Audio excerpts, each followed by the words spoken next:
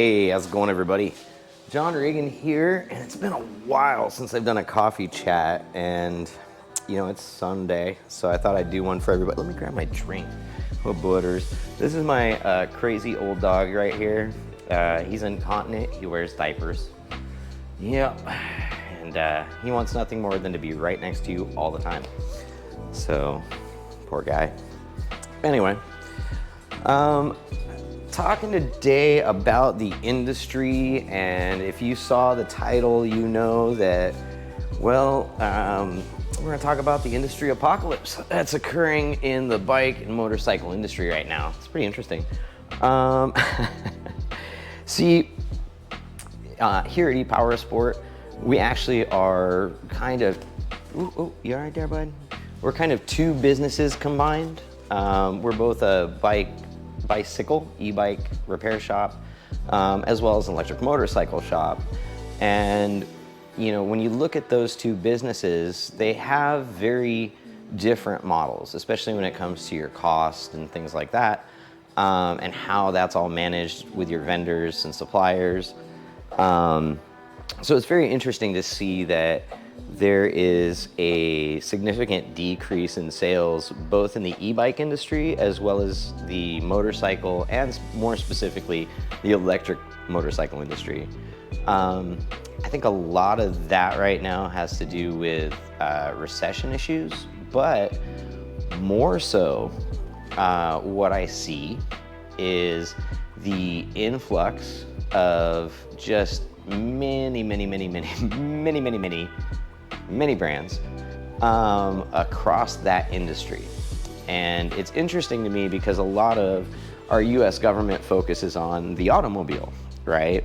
And how the automotive industry right now is facing this point where, where he wanted me to move. If they allow the Chinese EVs in, that they're gonna take over the market. And if you look at it, really the Chinese EV market is just flooded with brands. I mean, there are more brands than could possibly be supported by any singular set of purchasing, right? Even if there was a big influx, it's just insane. And a lot of that has to do with how the subsidies worked, right?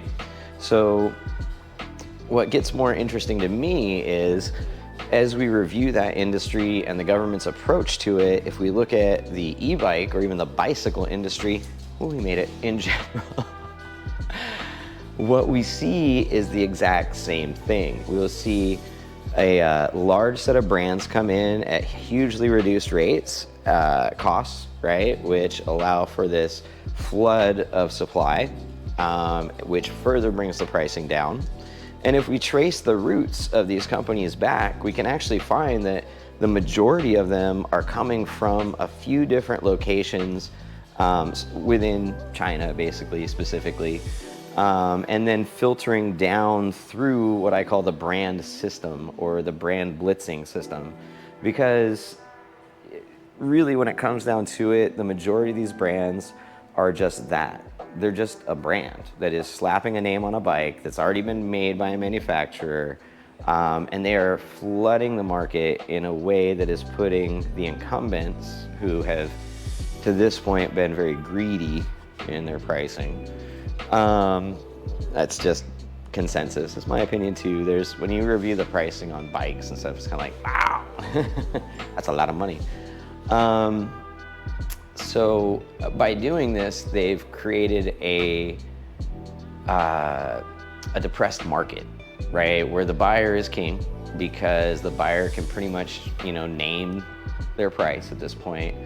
But it's caused these larger manufacturers to, after their COVID period of big money, become debt loaded, right? And inventory loaded. And so this affects their bottom lines, this affects their operations, this affects their future R&D, and we're seeing more and more of the major players in the bike industry super leaning down their operations and prepping themselves for sale. You just look at the news in that space and you can see it. And obviously a big part of that for them was they didn't embrace e-bikes fully, and they were so worried about cannibalizing their current bike sales with lower cost, more appealing to the masses electric bikes, that they kind of missed the boat on that. And so in this way, they're paying for it. And China is taking advantage of it and flooding the market with tons of brands. So, the majority of the time when you're buying an e-bike or something, it is most likely made in China. All right, the Surons are made in China, Talaria is made in China. I actually have people that say, I want to get a Suron because I want an American bike. It's not American, bro. Well, it's not made in China. Yes, it is. So, as a matter of fact, they're copied multiple times by multiple different Chinese companies with slightly upgraded iterations to them. And that's the market approach, right? We find the successful copy or the successful model, and then we copy it and we rebrand it to appeal to a different audience. So in the end, what it comes down to is it really, in a lot of ways, doesn't matter who you're buying your bike from, because all that money eventually is just funneling up into Hebei, which is going into Beijing. So all the stuff that the US government's currently worried about in the EV market, in the car market, about Chinese brands, has already happened within the bicycle industry, and is starting to happen even more so in the electric motorcycle industry, right? When it comes to these bikes and importing them in, we pay tariffs, which the tariffs are about to go up to 100% on these motorcycles. Which, seriously, I would have to sell you this bike. Like right now, you can buy this bike for $4,000, but if those tariffs kick in at 100%, I had to sell this bike to you for almost 10 grand. It's like, and 4,000 is like me giving you the discount rate, that's like, hey, I'm losing a little money on this, but we're gonna get it off the floor, someone will be riding it, having fun with it, cool. But yeah, 100% tariff, forget about it, right? And this is going to happen. Right, the competitiveness that's occurring is going to make it so that in the EV space, whether it's a over 750 watt, which qualifies for electric motorcycle, tariffing, right? That's how e-bikes skirt it, 750 watt below. Anything above that is supposed to be tariffed at 25%. And then with the new one, it'll be 100%. So it'll be, whoa, big money. So what does that mean? Well, that means that anybody, right, especially if they're importing high-powered e-bikes or Surons or any of those items, is going to have to charge you a ridiculous amount to where really the American-made stuff isn't just competitive, but it's better priced. And that brings me to my next thing. So as I've looked at this overall in the market, the trajectory of political aspects and things like that, it just further reinforces to me that in order for us to survive, the things I've been working on in the back end to bring production of e-bikes and electric motorcycles here to Las Vegas, as well as the graphene battery cell production here to Las Vegas, is key to staying in business, because no one is going to be able to stay in business importing 100% value tariffed motorcycles or high-powered e-bikes into the country. All right, you're just not going to be able to do it. So, what does that mean? That means in the short term, if you want to get a good deal on something, you should buy it now.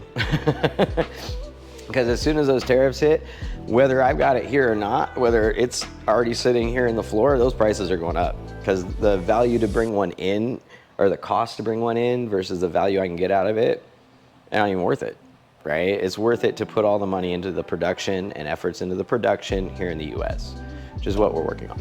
So, yeah, Rumble Motors, RJ is awesome. He's great to work with. Can be hit and miss. He's really busy on stuff, but he still wants to bring it here, still want to do it here.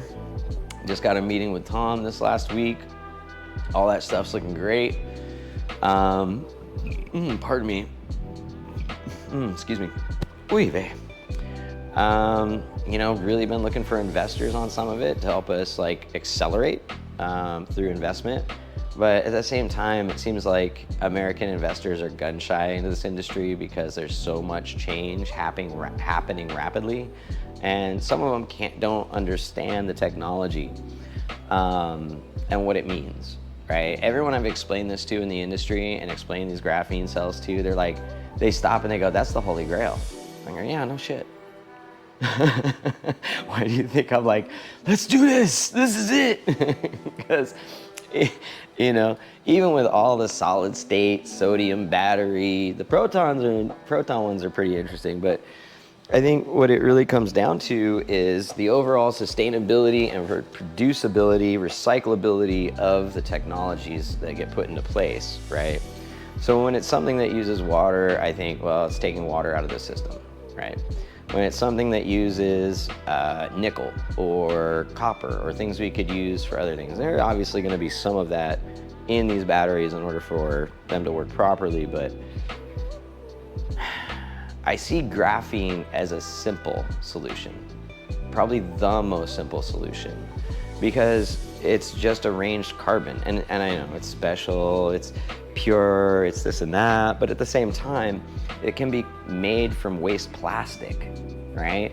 You can have all the plastic water bottles you want, recycle them into high quality graphene and hydrogen to power things, and it's a simple process. Or what I was reading, and yeah, it's just, there's just so much sustainability availability when it comes to graphene, because it is such a simple it's such a simple thing. It's just carbon in an arrangement, and we're finding that arrangement of carbon atoms does some amazing things that I think eventually the world will be like, holy crap. So I've been keeping track of a lot of this stuff. It's mind-blowing, honestly. And if the theories are right, it's like, wow. So let me digress. So in the current state we're in, they're getting ready to they're producing battery cells. They're going to put the batteries into the Apex Predator.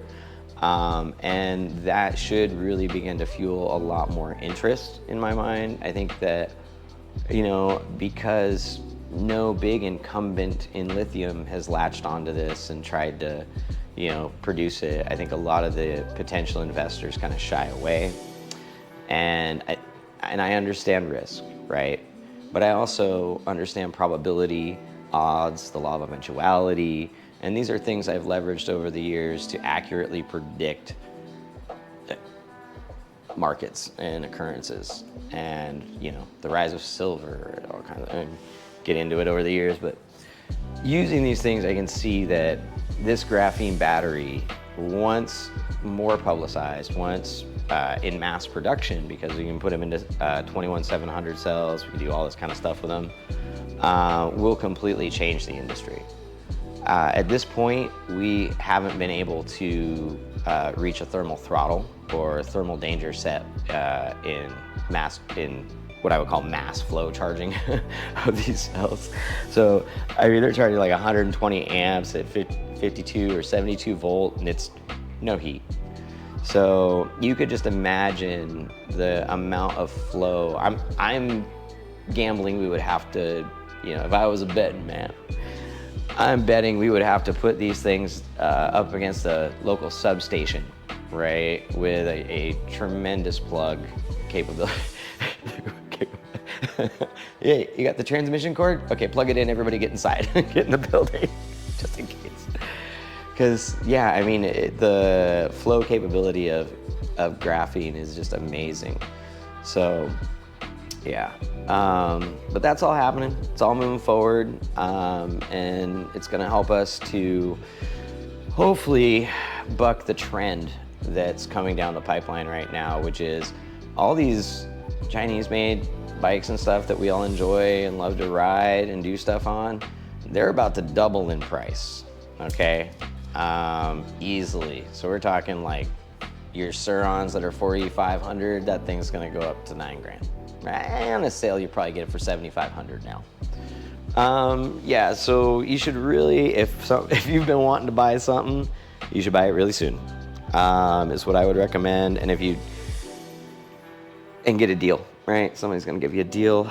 But the reality is that you're going to be buying American-made stuff soon in this industry because it's gonna be cheaper because of all the tariffs and stuff.